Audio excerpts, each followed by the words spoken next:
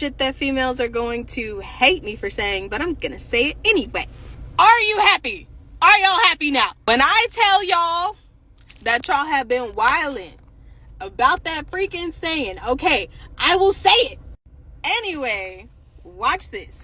Some women, they feel like, okay, I wore my lingerie, I slept next to you, I'm touching my booty, and I'm rubbing it up. Like, is that not enough? That's passive aggressive as okay, so that's not good enough. Like if I walk out, pull down your pants, that's what they want, and just start.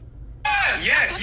If I walk out the bathroom, and walk watching your ladies, wearing lingerie and touching your booty up on your man, you know, sending them little hints, that is not initiating. You are still sending him hints that you want him to initiate. That is all that you're doing. You're letting him know, yes, I am in the mood for sex, but you still want him to get it going. Initiating is when you are starting, you know, the physical act, whether it's kissing, touching, whatever.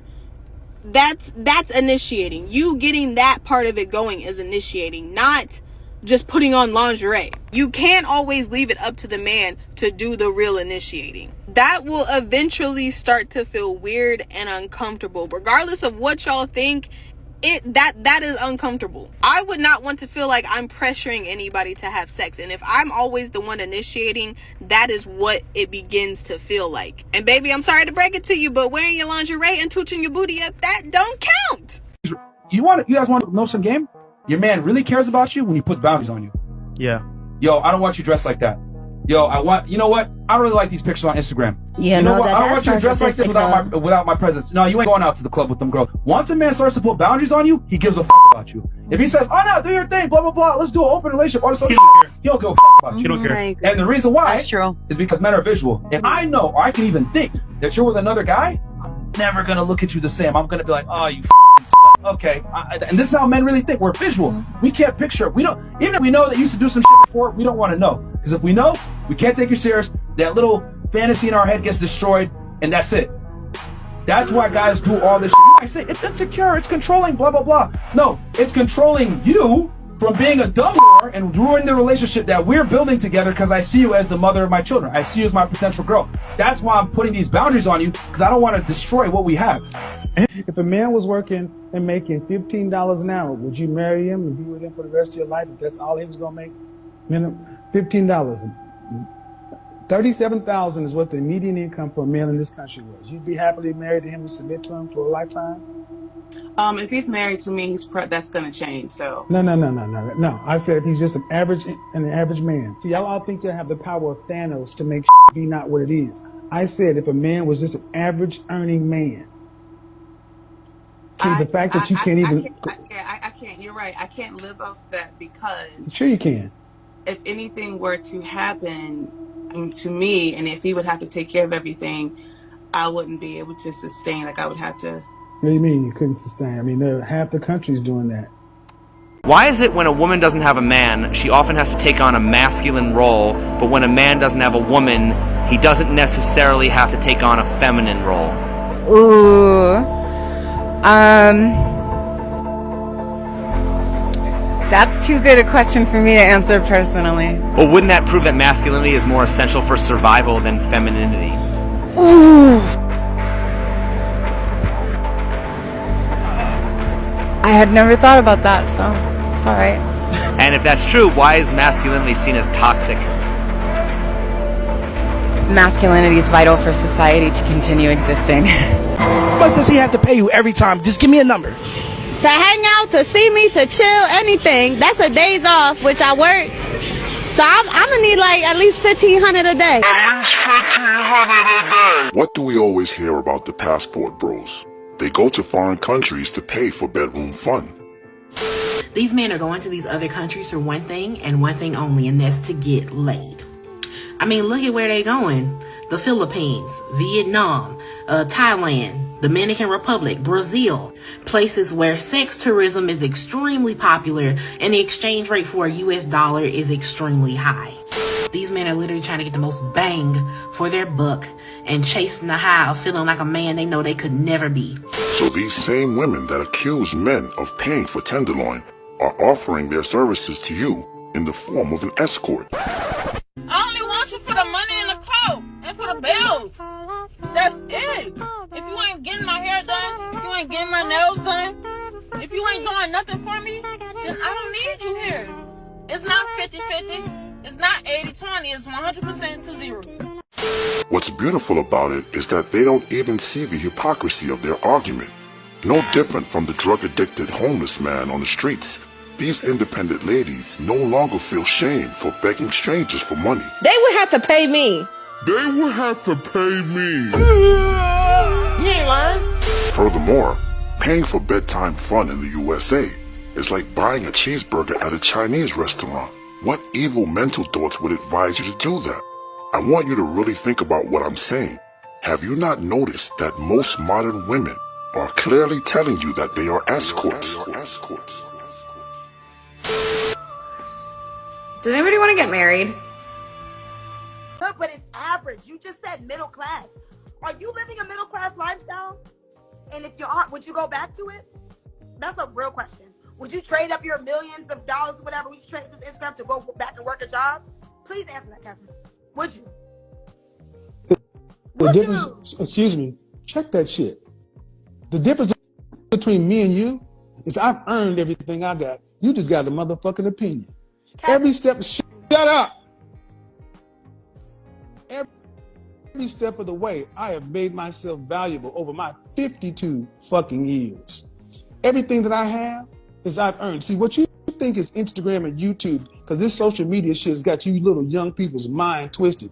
You think just because I have Instagram and YouTube, they don't pay you on Instagram and YouTube just because people don't come listen to me just because I'm popular. I know what I'm talking about. I've got 20 plus years of experience to pull from. $6 million worth of sales training, multiple different certifications. I am a competent professional. So stop trying to compare yourself to me. Stop. I'm trying to compare. I'm trying to Stop. No, shut up. You don't know what you're talking about. And the fact of the matter is, I'm talking with you because the fact of the matter, you called your father average. You said they are average. You said they're average. You said your parents. You said your mother and father are average. You entitled.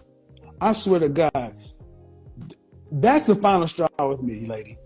You said that they're middle class and that's average. As a high school graduate selling bundles, thinking that and you ain't got to pay shit. I hope your father never hears what you said. I hope he doesn't hear it, because that's insulting.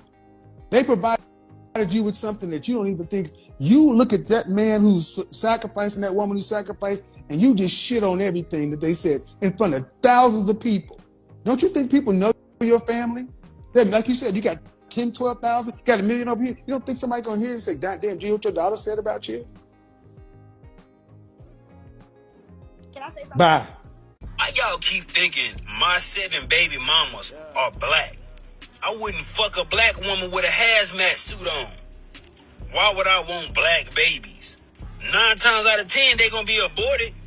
And 10 out of 10, that black baby ain't gonna have no married black parents. So why would I even try to procreate with a black woman? You got white women, Asian women, Mexicans, then black. Which one you think I want? I want the top tier, baby. Stop assuming that I got 7 black women pregnant when you don't even know me. Talking about I'm affecting the black community. Y'all got the wrong nigga.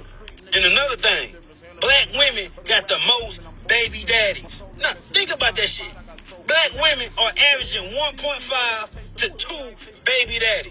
Why would I want something like that?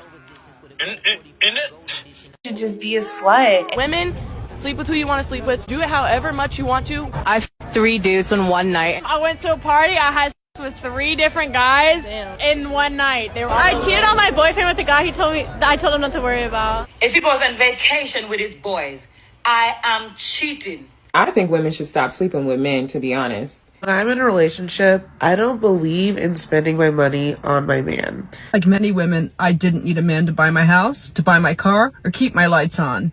I don't need you guys for anything. I don't want a son because they're the problem. Tupac wrote that song, Dear Mama. Remember that?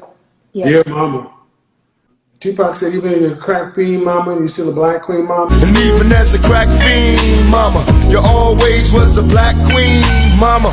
Said daddy didn't care. Now ain't nobody tell us it was fair. No love from my daddy cause the coward wasn't there. He passed away and I didn't cry. The fact he took the back way, such and so forth, blah, blah. Because, you know, his daddy wasn't in his life, right? Right. Right. Tupac got shot when he was out in New York 5 times. And when he was in the hospital, Tupac got a visitor. You know who it was? His biological father. I thought my father was dead for all my life. Really? Except after I got shot, I looked up and there was this nigga that looked dead on me, and he was my father, so I found out. Yeah. Okay. His mother had been lying to him his entire life. That's Afeni Shakur lied to Tupac. Yes. So Tupac found out that he had and his mother knew his father was alive.